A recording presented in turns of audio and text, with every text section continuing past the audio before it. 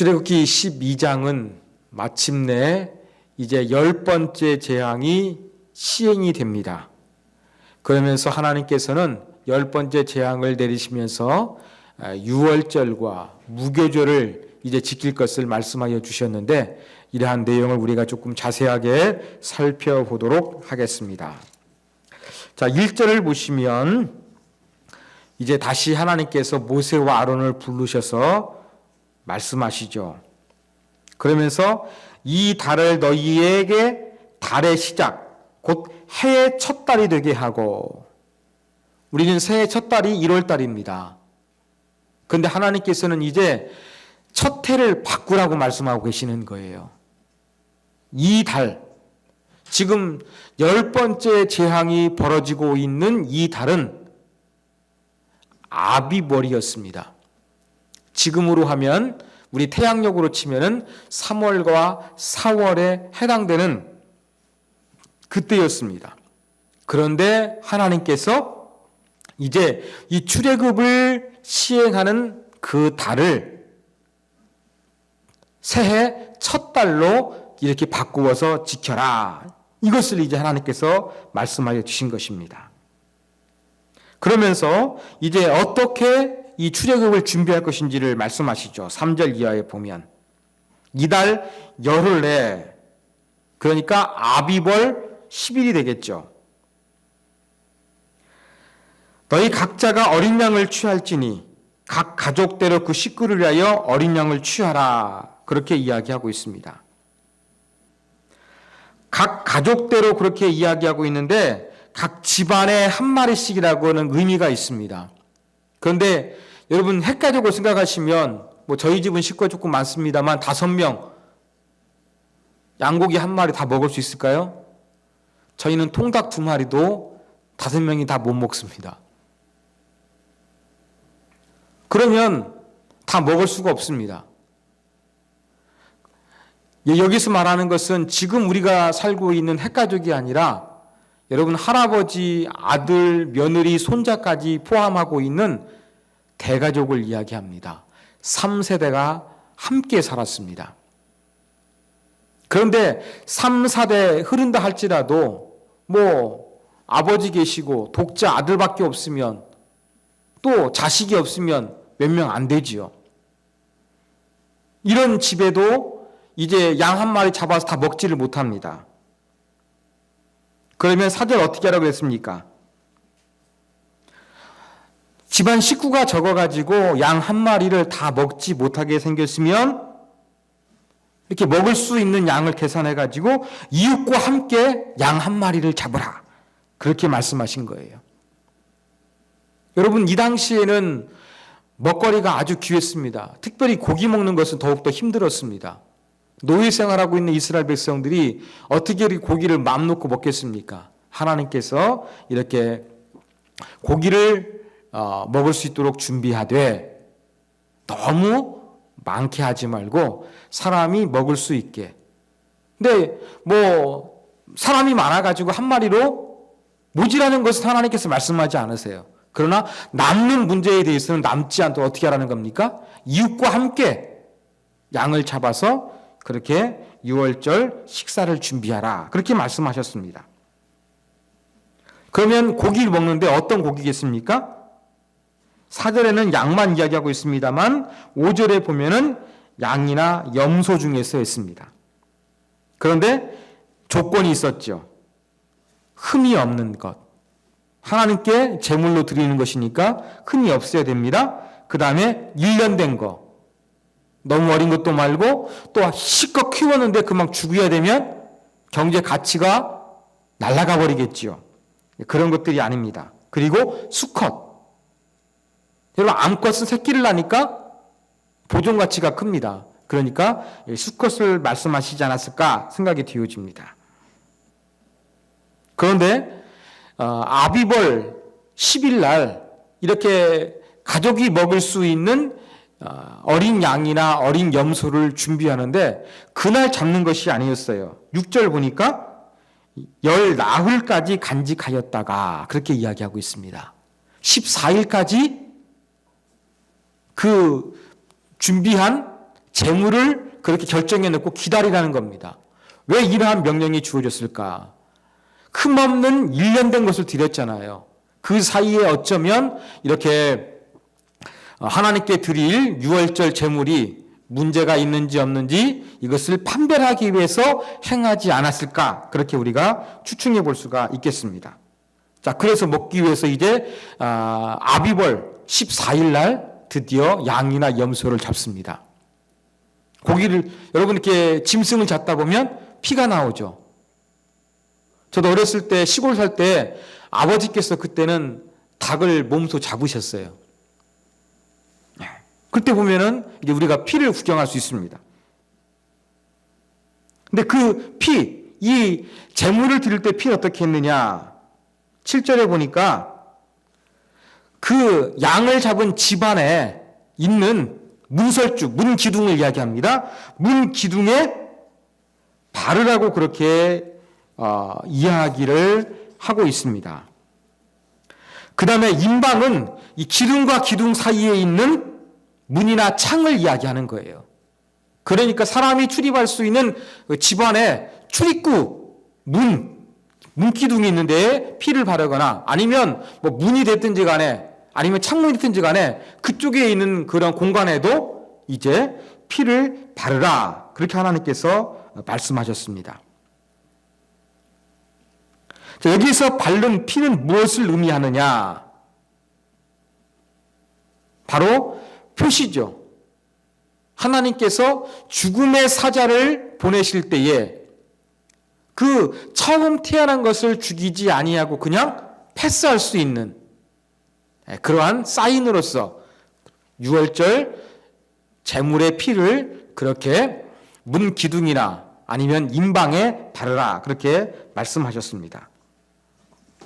그러면 이제 피는 해결됐습니다. 고기는 어떻게 해야겠습니까? 고기 먹는 방법에 대해서 하나님이 구체적으로 말씀하셨습니다. 고기를 불에 구워 먹으래요. 그리고 무교병, 여러분 발효, 부풀게 하는 이스트, 이것이 들어가지 않는 빵입니다. 그리고 쓴 나물을 먹어라 그렇게 이야기했습니다. 날 것이려나 삶아서 먹지 말라고 이야기합니다. 왜 이렇게 먹으라고 하나님 말씀하셨을까요? 자, 유월절은 하나님께서 처음 태어난 것을 죽이셔가지고 이집트 전역이 완전히 슬픔의 도가니에 빠지게 됩니다. 이러한 가운데서 이제 하나님이 예고하신 대로 막 그렇게 막 제발 좀 나가달라고, 빨리 나가라고, 이러한 분위기 속에서 이스라엘 백성들의 출애굽이 이루어질 거예요. 그러다 보니까 자꾸 나가라고 재촉하는 소리를 듣고서 이집트를 떠나야 되니까 이 유월절 제물을 가지고서 식사할 때에 급히 먹어야 했던 것입니다.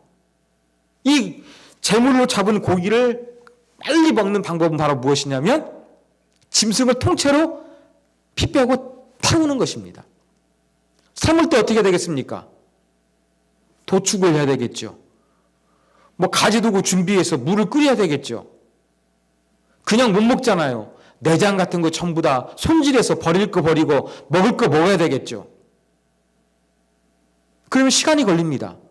그래서 가장 빨리 먹을 수 있는 방법은 그냥 피 빼내고 고기를 통째로 그냥 굽는 겁니다. 그리고 또 한 가지 조건 10절 보니까 이것은 남겨두지 말래요. 출애굽이 이루어지니까 빨리 떠나야 되는데 그 먹다 남은 음식 어떻게 싸갑니까? 아까운 거. 알뜰하게 해야 되겠죠.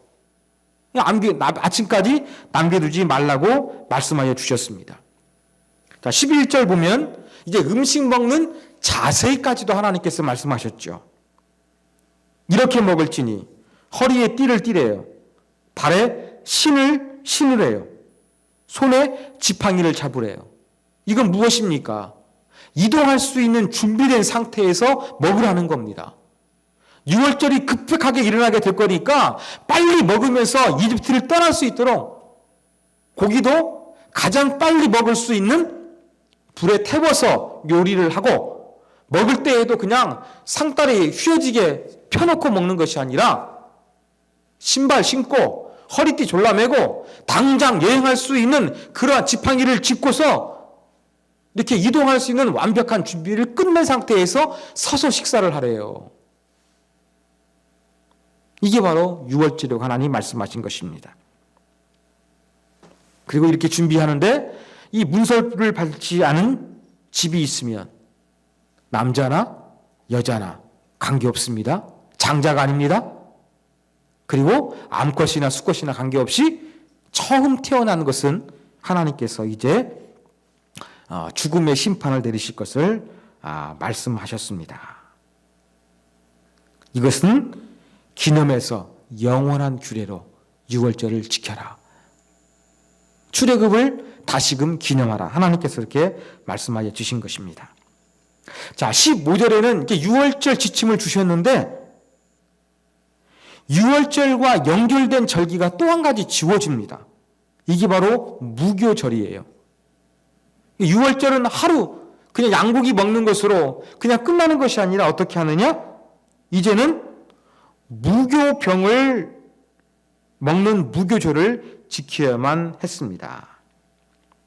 그래서 유월절이 끝난 다음에 일주일 동안 다시 그렇게 이집트를 떠나면서 급히 먹었던 그 상황을 다시 한번 묵상하는 거예요. 이게 바로 무교절이에요. 일주일 동안 하는데 첫째 날하고 맨 마지막 날은 어떻습니까? 아무 일도 하지 말래요. 성회, 우리가 주의를 지키는 것처럼 거룩하게 지키래요.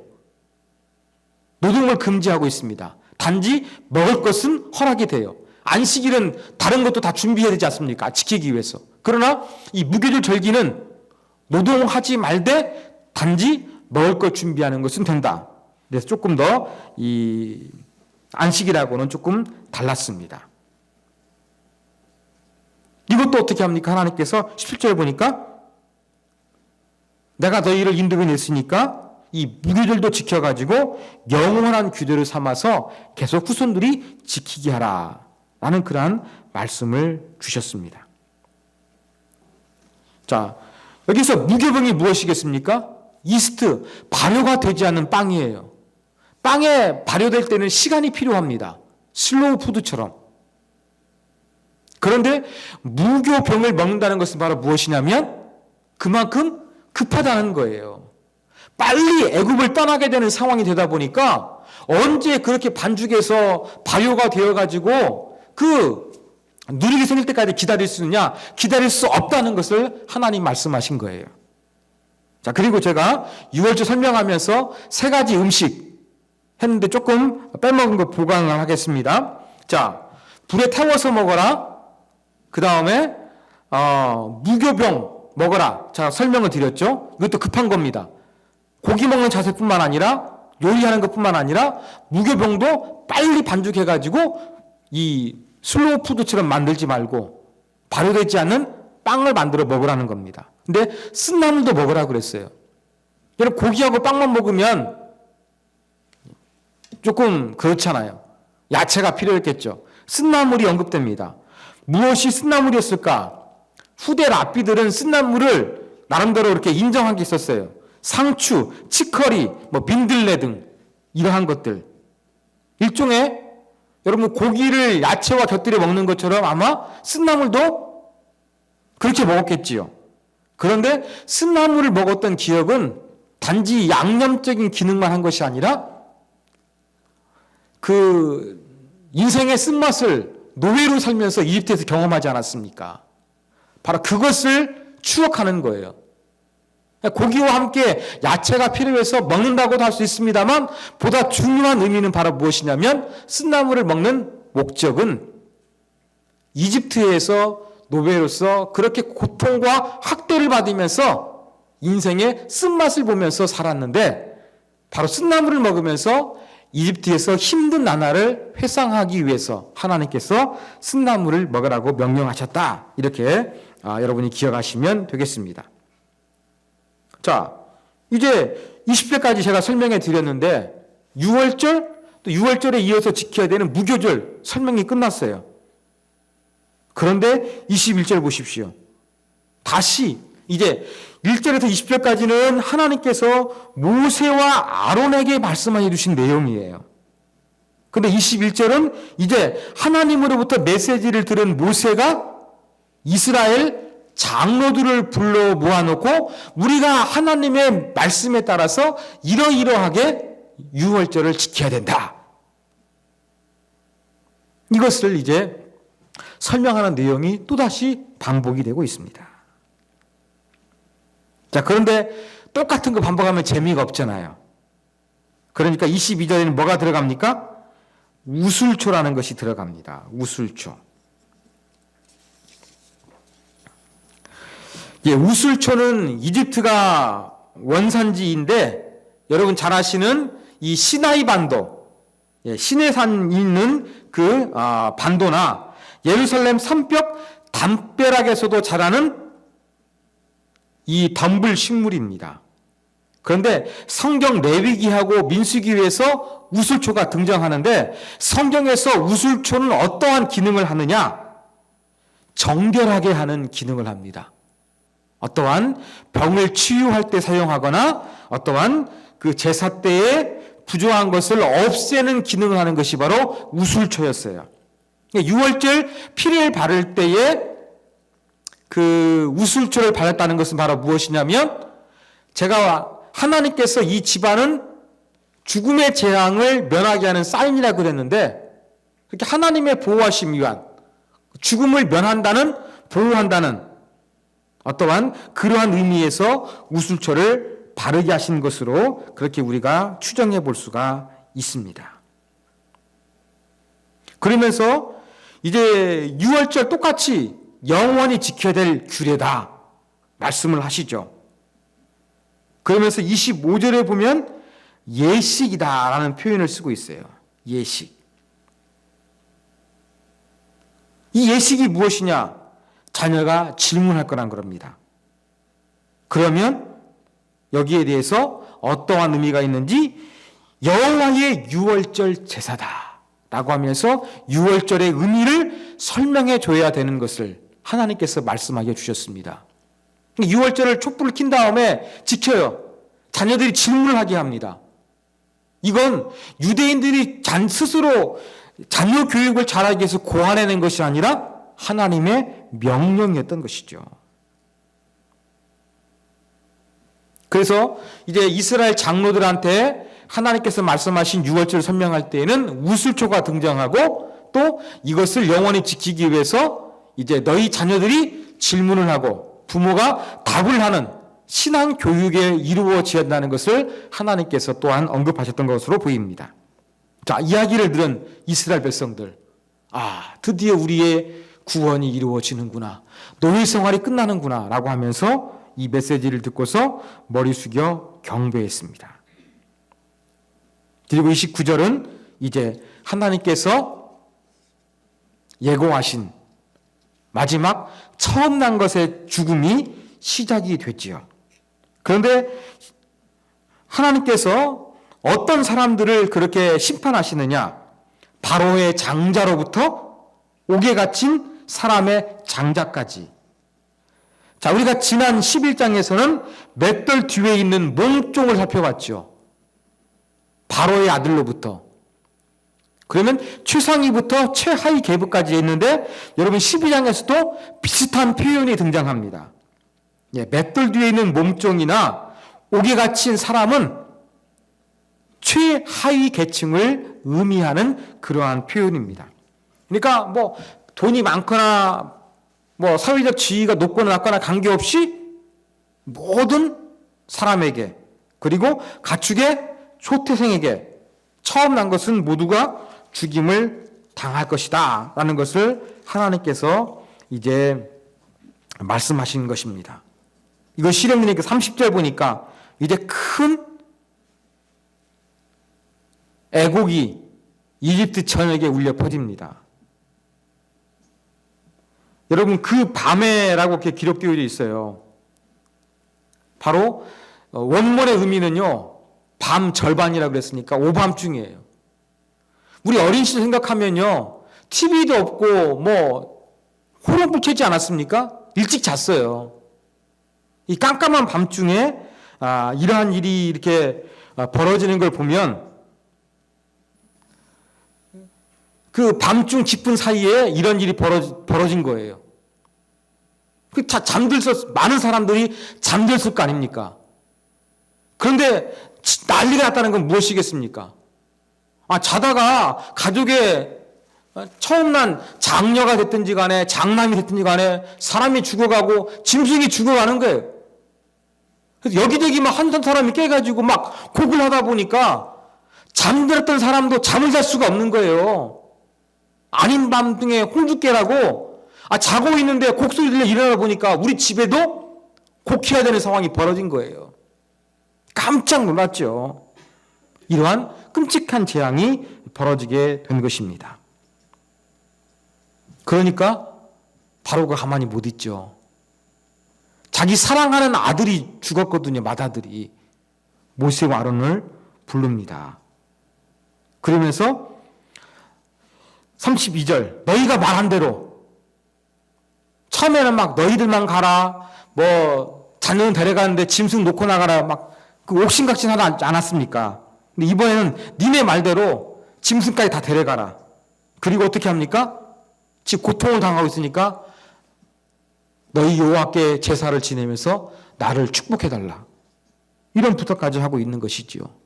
이제 비아냥거림, 속임수 전혀 없습니다. 드디어 완악한 바로가 이제 모든 것을 포기하고 진심으로 떠나게 하고 또 자기 일을 위해서 복을 구했던 것으로 보입니다.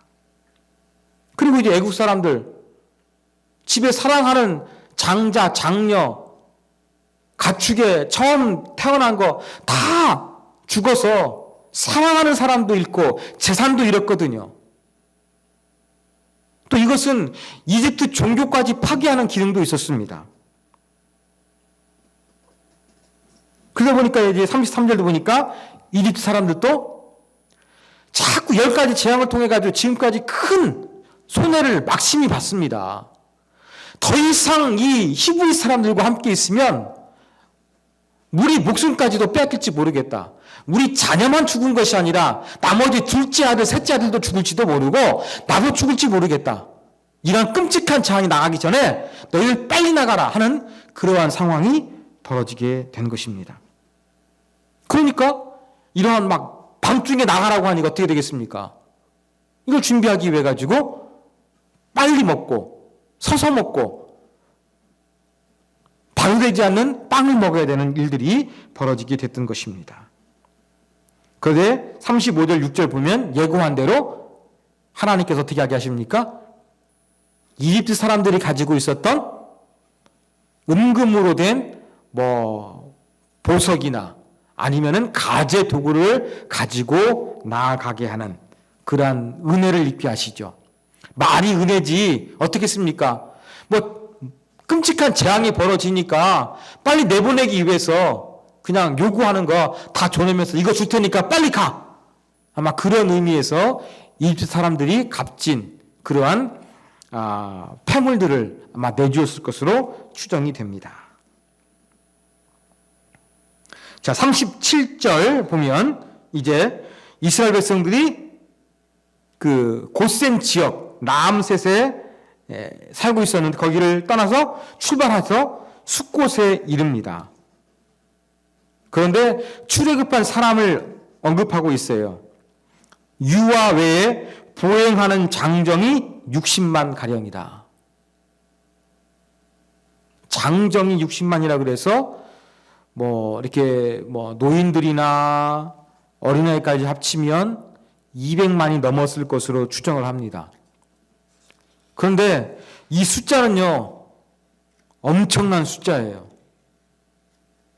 우리가 하나님 말씀을 믿지만 여기에 대해서는 조금 해석하기 어려운 부분이 있는 거예요. 왜냐하면 너무나 숫자가 많기 때문에 그래요. 여러분, 남자 70명이 저 가나안에서 이집트로 이주해 왔어요. 그런데 430년이 되어가지고 200만 명이 된다는 거 가능할까요? 엄청난 어떠한 자녀 낳지 않으면 힘든 거예요. 물론 이것을 억제하기 위해서 바로가 산하 억제 정책을 썼긴 썼지요. 그들도 두려웠을 정도니까. 당시 출애굽 당시에 이집트 인구가 약 400에서 500만 되었을 것이라 그렇게 추정합니다. 그리고 곧센 땅, 곧센 땅에서 200만 명이 살 수 있는 공간이 안 되는 거예요. 또 한 가지, 드디어 200만 명이 애굽을 떠나서 나왔어요. 출애굽을 했어요. 그냥 광야에서 200만 명이 살았던, 또 40년 살아가지고 또 많은 사람이 죽지 않았습니까? 그러면 그 많은 사람들이 살았고 많은 사람이 죽었다는 어떠한 고고학적인 그 유물들이 나와야 되는데 시나이 반도에서 전혀 그런 것들이 그렇게 많이 발견되지 않는 것도 이 부분을 그대로 받아들이는데 고개를 갸우뚱하게 만듭니다. 그래서 이 문제를 해결하기 위해서 여러 해석이 있어요. 첫 번째, 여기서 말하는 200만 명, 장정만 60만 명이라는 것을 상징적인 숫자로 해석을 하는 거예요. 그냥 많은 사람들을 의미하는 가운데 그냥 그 60만 명 장정이다, 이것이 사용되었다 해석하는 사람이 있습니다. 또 두 번째 해석은 이스라엘 자손이라는 히브리 단어가 있거든요.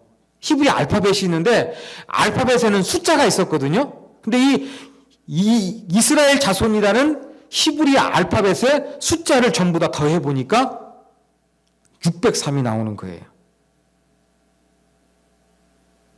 그래서 여기다가 1000을 곱하면 60만 명이 되는 거죠. 이렇게 해석한 사람이 있고요. 또 여기서 장정이 60만 명이라 했는데 여기서 이야기하는 것을 600가문으로 그렇게 해석하는 거예요. 600가문으로.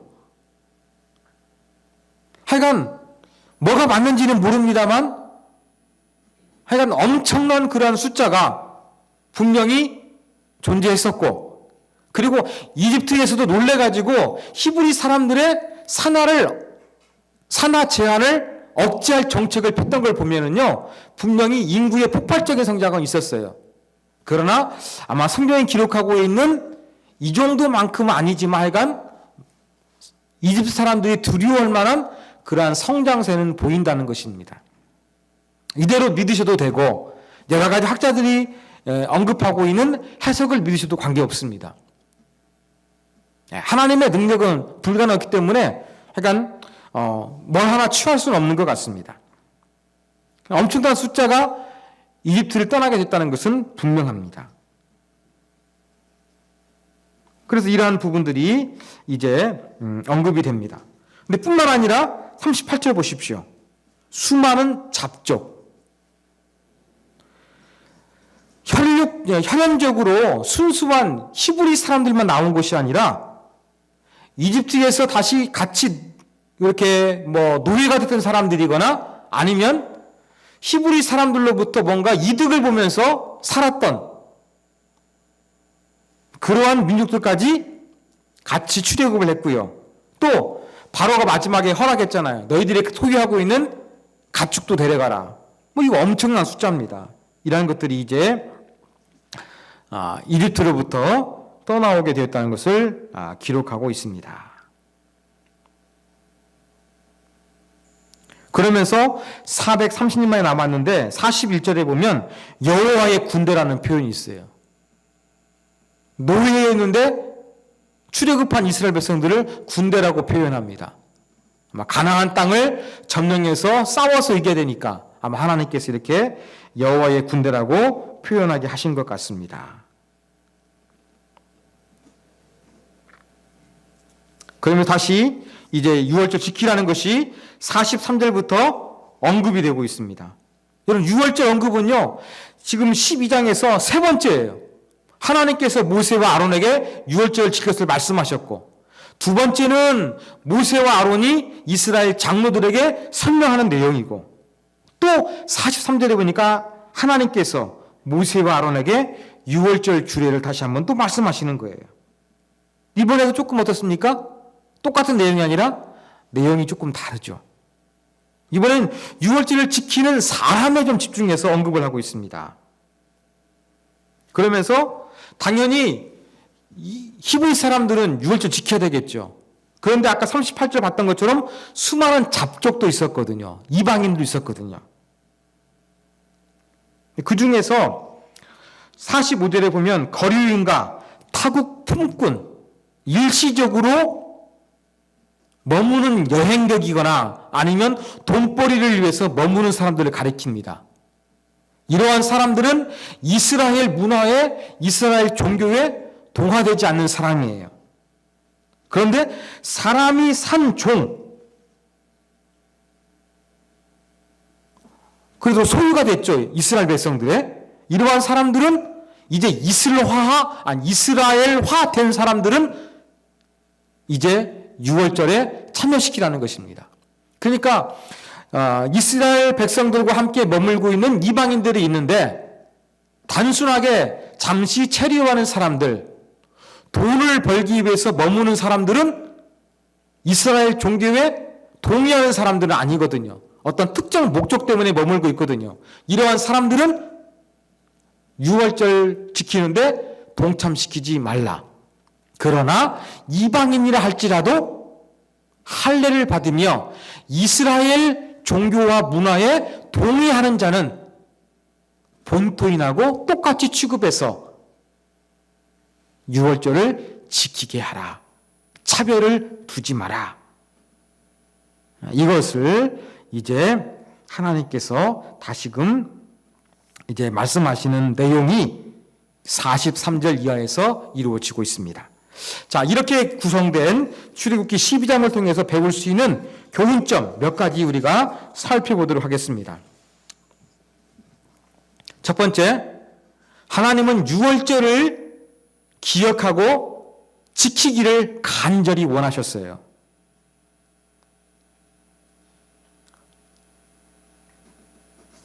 여러 가지 면에서 우리가 그 하나님의 마음을 여기서 이해하셔야 됩니다. 하나님이 어느 정도 유월절을 지키기를 원하셨는가, 이 12장을 통해서 우리가 이해해야 돼요. 첫 번째, 유월절이 일어난 그 달을 어떤 한 해의 첫 달로 삼으라고 말씀하셨어요. 그만큼 중요하다는 거예요. 사람들이 알고 있는 시간의 관념을 바꿀 만큼 그만큼 중요한 것이 유월절이라고 하나님께서 말씀하시는 거예요. 그리고 12장에서 유월절을 지키라, 이러한 단어가 7차례 사용되었어요. 7이 완전수 아닙니까? 유월절을 지키라는 것이 완전수인 7번 반복되고 있어요. 자, 뿐만 아니라 여러분, 유월절 하루 딱 지키고 끝나는 것이 아니라 어떻게 합니까? 1 플러스 7이에요. 그래서 전체 8일 동안 유월절과 무교절을 함께 묶어서 지켜야 됐어요. 유월절이 얼마나 중요했는지 이 하루 지키고 끝나는 것이 아니라 그 이후 이어서 7일 동안 또 무교절을 지켜야만 했던 거예요. 하루가 아니라 플러스 7이 됐어요. 여기 보면 하나님께서 얼마나 가중치를 두셨는가 알 수가 있는 겁니다. 그 다음에 성경에 기록된 분량을 보십시오. 유월절을 지키라고 했는데 하나님께서 지금 우리가 살펴본 12장에서 3차례 반복되고 있잖아요. 비슷한 내용이. 왜 이렇게 하나님께 반복하시겠습니까? 반복하는 것은 그만큼 중요하다는 것입니다. 그뿐만이 아니죠. 이 유월절을 너희 자녀들이 질문하게 하고 그 의미에 대해서 부모들이 어떻게 합니까? 설명해 줘라. 신앙 교육을 시켜라. 이것까지도 하나님께서 명령하셨어요. 그래서 여러분 12장을 보면은요, 유월절을 지키라고 말씀하신 간절한 하나님의 마음을 우리가 이해할 수 있어야 됩니다. 그러면서 유월절 지켜야 되는 이 예식이 무엇이냐 물으라 그랬거든요. 근데 예식이라고 번역된 히브리 원문은요, 중노동, 노역이라는 의미를 가지고 있어요.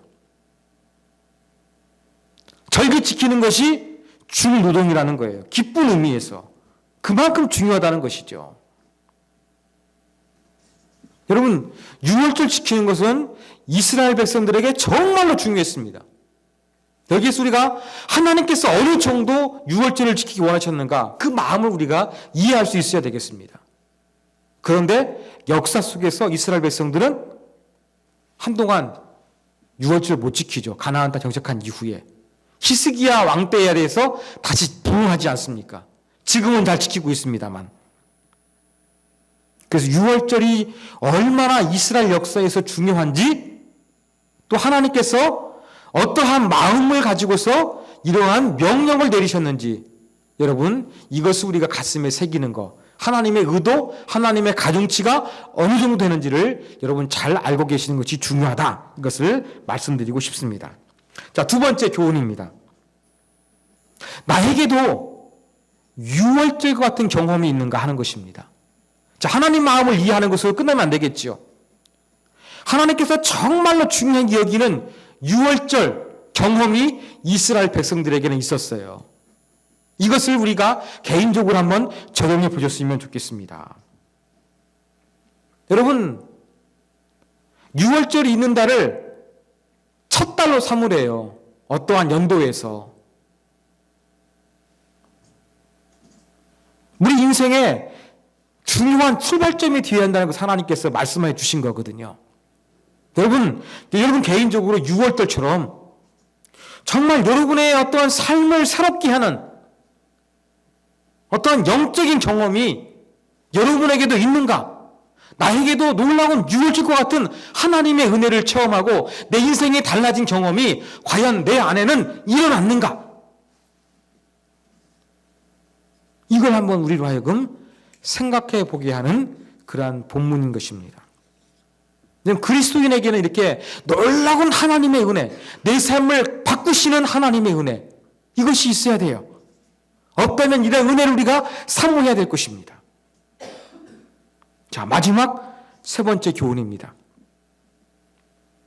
여러분, 출애굽의 하나님의 은혜는 혈통적으로 이루어진 것이 아니라 신앙 고백으로 이루어졌다는 것이 정말 중요합니다. 자, 오늘 말씀드리면서 6월절 하나님께서 세 차례 반복적으로 말씀하셨다고 그랬죠. 첫 번째 아론과 모세에게, 두 번째 모세가 이스라엘 장로들에게, 세 번째 다시 하나님께서 모세와 아론에게, 마지막 세 번째에서 6월절 지켜야 될 대상에 대해서 말씀하셨죠. 이방인들을 포함시키라는 거예요. 그런데 무조건 다 포함시키는 것이 아니라 무엇입니까? 이스라엘 문화, 종교에 동의해서 할례를 받은 자는 참여를 시켜라. 그러나 여기에 동의하지 못하는 자는 참여시키지 말라. 그리고 이 신앙 공동체에 참여시킨 이방인 어떻게 하라고 했습니까? 동일하니까 차별을 두지 말라고 했거든요. 자, 그렇다고 한다 그러면은요, 여러분, 우리가 알고 있는 그 이스라엘 백성들 자꾸 혈통적으로 우리가 출애굽했다고 생각하기가 쉽습니다. 그러나 출애굽의 은혜를 경험하는 사람들은요, 혈통 중심이 아니라 무엇이었습니까? 이방인이라 할지라도